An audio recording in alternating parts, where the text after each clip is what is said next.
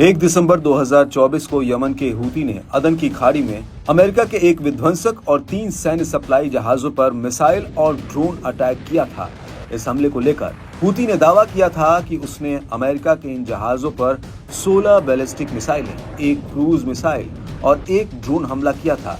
इस हमले को लेकर हूती के प्रवक्ता ब्रिगेडियर जनरल याह्या सारी ने खुद सामने आकर बयान दिया था। उन्होंने अपने बयान में इस हमले को एकदम सटीक बताया था। लेकिन अब हूती के इस हमले को लेकर बहुत बड़ा खुलासा हुआ है। वो ये कि अमेरिकी सेना का कहना है कि उसके 2 नेवी डिस्ट्रॉयर जहाजों ने सामने से आ रही हूती की मिसाइलों और ड्रोन्स को हवा में ही मार गिराया।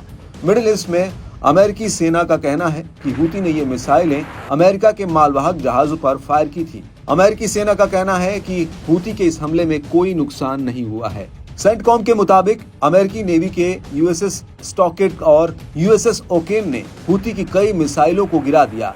ये मिसाइलें अदन की खाड़ी से होते हुए अमेरिकी टारगेट्स की तरफ आ रही थी। सेंटकॉम के मुताबिक अमेरिकी डिस्ट्रॉयर्स ने हूती की 3 एंटी-शिप बैलिस्टिक मिसाइलों, 3 एक तरफा ड्रोन, 1 एंटी-शिप क्रूज मिसाइलों को हवा में ही मार गिराया।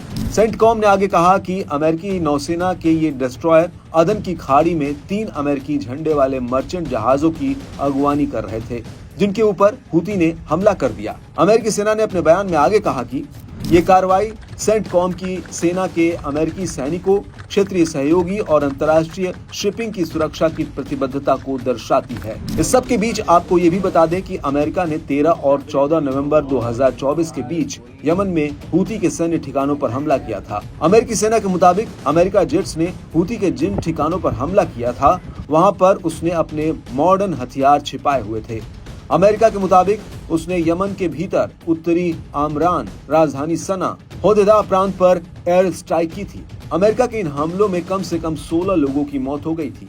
लेकिन इन हमलों के बाद भी हूती की ताकत में कोई खास कमी नहीं आई है, बल्कि वो अब रोजाना इजराइल के भीतर और लाल सागर में अमेरिकी जहाजों पर हमले कर रहा है। हूती ने ये तक कह दिया है कि भले ही लेबनान में युद्ध विराम हो गया है, लेकिन तब भी वो इजराइल पर हमला करता रहेगा।